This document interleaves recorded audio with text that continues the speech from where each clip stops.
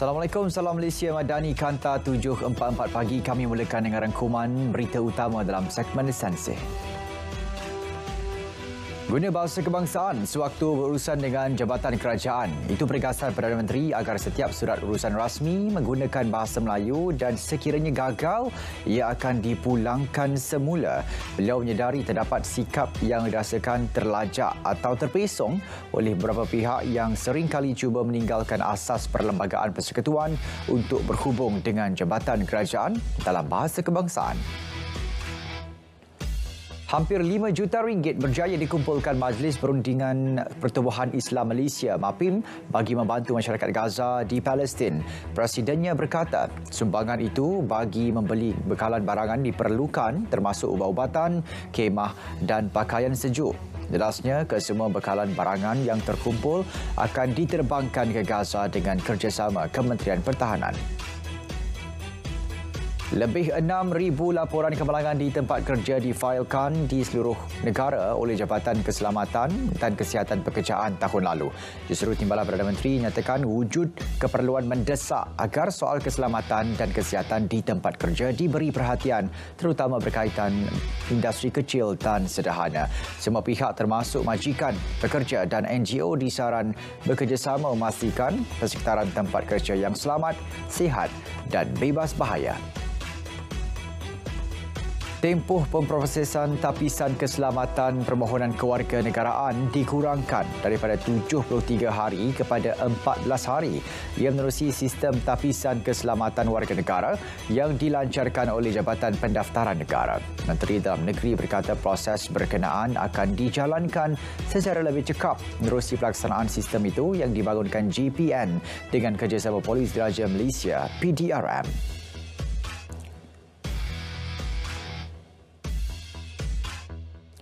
Penduduk terjejas banjir di Perak meningkat setakat pukul 10 malam tadi. Ia melibatkan 277 orang daripada 88 keluarga dipindahkan ke 3 pusat pemindahan sementara.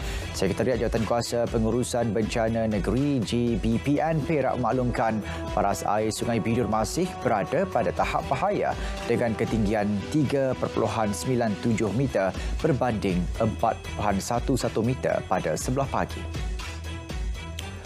Polis telah mengenal pasti 5,648 lokasi hotspot banjir di 163 daerah di seluruh negara sebagai persediaan pihak berkuasa bagi menghadapi monsun Timur Laut MTL. Ketua Polis Negara berkata persediaan berkenaan adalah untuk memudahkan perancangan awal, atur gerak penugasan dan pelan intervensi keselamatan. Masyarakat terutamanya yang tinggal di kawasan berisiko diminta memberi kerjasama serta patuh kepada arahan pihak berkuasa. Lebih 80,000 anggota agensi dan sukarelawan daripada peringkat komuniti akan berganding bahu dalam persiapan menghadapi banjir yang dijangka bermula November depan. Menteri di Jabatan Perdana Menteri Hal-Ehwal Sabah, Sarawak dan tugas-tugas khas berkata, ia dilaksanakan bagi memastikan masyarakat lebih cakna selain melakukan persiapan awal. Ke arah itu, pelbagai bengkel khusus serta sesi libat urus bersama akar umbi, komuniti belia dan NGO telah diadakan. Di Perak juga persediaan menghadapi monsun Timur Laut MTL, lebih 50 peserta daripada 10 agensi bencana daerah Kampar berkolaborasi mengadakan latihan pengendalian bot dan menyelamat di air di Tasik Temuh Tapah. Pengerusi Jawatankuasa Pengurusan Bencana Daerah berkata selain latihan penyelamatan, pihaknya juga mengadakan simulasi di pusat pemindahan sementara yang dikelola oleh Jabatan Kebajikan Masyarakat. Sebanyak 25 PPS dikenal pasti di daerah tersebut. Lelaki ditemukan lemas di Sungai Perak berhampiran kampung Bukit Sapi, Lenggong, Perak.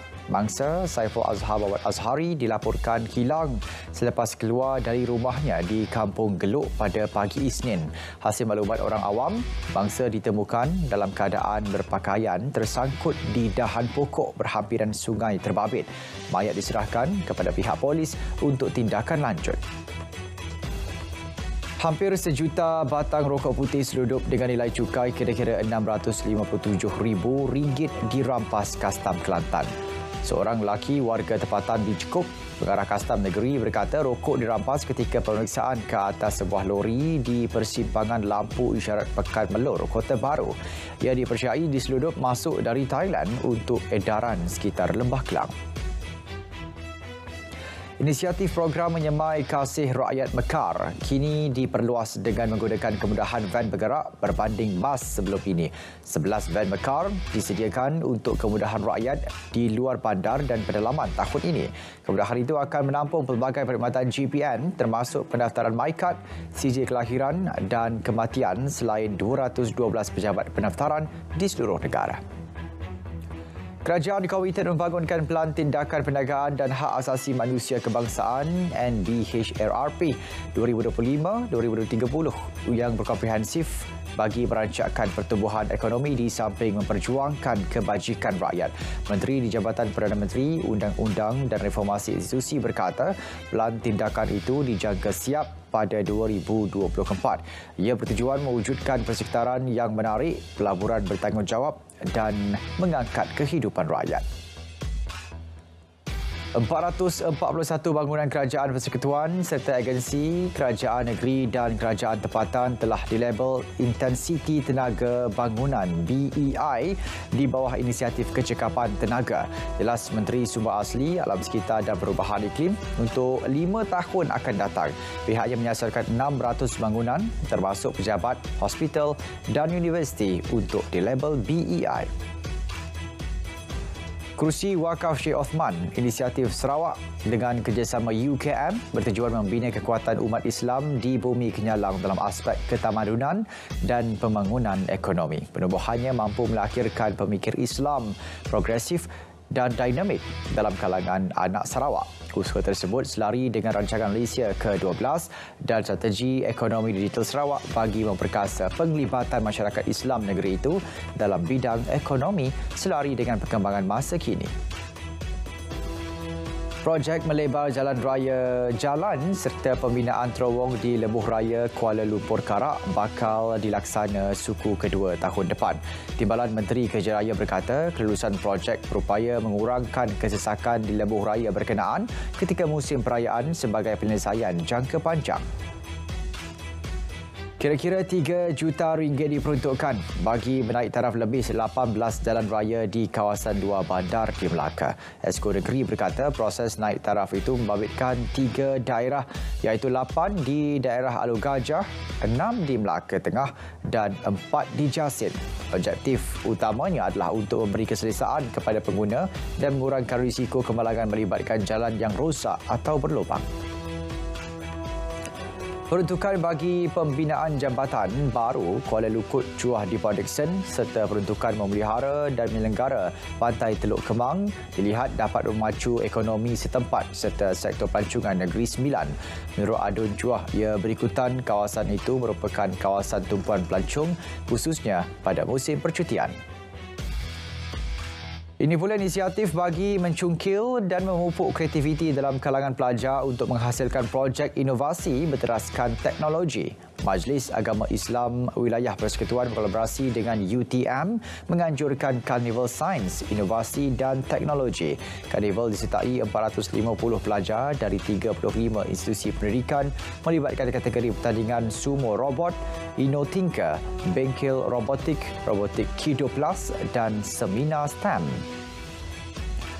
Pelbagai agensi keselamatan dan kesihatan terlibat dalam program latih amal bencana udara lapangan terbang Sultan Mahmud.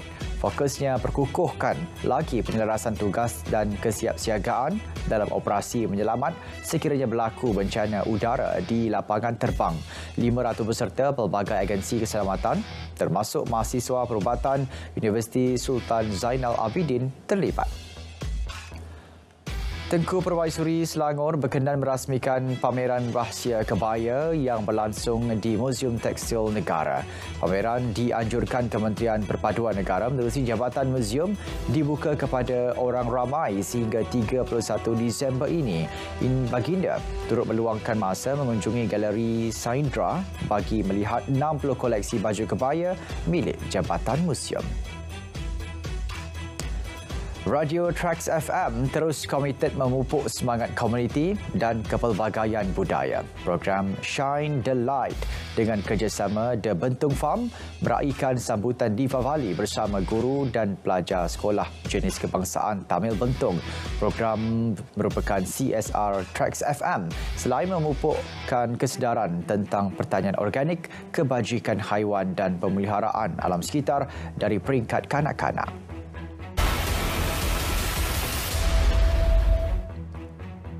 Dasar gaji progresif dijangka melibatkan kos tambahan yang minimum kepada majikan. Ini kerana kerajaan bercadang untuk memberi insentif tunai kepada majikan terlibat bagi menampung kenaikan kos gaji pekerja. Menerusi jawapan bertulis di Dewan Rakyat, Kementerian Ekonomi maklumkan majikan akan menerima insentif tunai sekiranya memenuhi syarat-syarat berdasarkan garis panduan kenaikan gaji tahunan yang akan dikeluarkan. Pelaburan langsung asing FDI dari Jepun dijangka melebihi $30 bilion Amerika tahun ini. Menteri Pelaburan, Perdagangan dan Industri MITI berkata ia didorong sektor swasta di negara itu menyatakan keyakinan terhadap prospek perniagaan pada tahun ini. Jepun telah menjadi rakan dagang keempat terbesar Malaysia selama 8 tahun berturut-turut sejak 2015. Komitmen berterusan Persatuan Usahawan Maju Malaysia PUMM dalam memupuk budaya keusahawanan bukan sahaja menyumbang kepada pertumbuhan ekonomi negara, malah memupuk semangat keusahawanan dalam kalangan rakyat. Timbalan Perdana Menteri berkata PUMM terus berdiri kukuh dengan melahirkan usahawan di seluruh Malaysia selama 3 dekad. Beliau percaya PUMM akan terus memberikan inspirasi kepada rakyat. Malaysia berpotensi menjadi harimau digital Asia dengan peningkatan pelaburan dan kerjasama syarikat terkemuka asing. Timbalan Menteri Komunikasi dan Digital berkata keyakinan itu bersandarkan kepantasan negara menjadi destinasi pelaburan serantau hasil peningkatan perbelanjaan infrastruktur digital. Pasaran pusat data Malaysia dijangka melepasi RM9.57 bilion menjelang 2027 yang merupakan bukti kepada pertumbuhan pesat dan potensi untuk mengatasi kadar pertumbuhan 47% untuk seluruh Asia Tenggara. Malaysia perlu merebut peluang serta manfaatkan pasaran halal yang dianggarkan bernilai $3 trilion Amerika dan seterusnya mencecah $5 trilion pada 2030. Pengerusi HDC berkata, selain memastikan tindak ALPA adalah penting untuk terus promosi industri halal Malaysia sekaligus melonjakkan kedudukan negara sebagai peneraju dalam pembangunan ekosistem halal global. MAHB melepaskan 11% kepentingannya di dalam GMR Hyderabad International Airport Limited pada nilai transaksi $100 Amerika. Menerusi anak syarikatnya, MAHB Mauritius Private Limited, syarikat tersebut bertanggungjawab menguruskan pengoperasian lapangan terbang antarabangsa Hyderabad, India. Hospital-hospital di Gaza terpaksa ditutup akibat kekurangan bahan api. WHO menjangkakan jika bahan api dan bekalan kesihatan tidak dihantar dengan segera, lebih banyak kematian pesakit akan berlaku. Dilaporkan, terdapat 1,000 pesakit kini bergantung kepada dialisis dan 130 bayi perawatan bergantung kepada inkubator. Gencatan senjata yang dilengahkan termasuk serangan bertali arus Israel kian merumitkan keadaan. Presiden Palestin Mahmud Abbas mendakwa Israel melakukan pembunuhan terhadap penduduk Palestin yang kebanyakannya wanita dan kanak-kanak. Ia disuarakan beliau ketika pertemuan bersama Presiden Perancis Emmanuel Macron di Ramallah. Mahmud Abbas meminta Macron dan Majlis Keselamatan Pertubuhan Bangsa-Bangsa Bersatu segera menghentikan serangan dan menumpukan usaha ke arah penyelesaian politik. Macron mengadakan lawatan ke Israel dan Palestin dalam usaha mewujudkan keamanan selain bertemu dengan pemimpin kedua-dua negara tersebut. Pemimpin Agung Iran Ayatollah Ali Khamenei mendakwa Amerika Syarikat mengarahkan Israel untuk melakukan serangan ke atas Palestin.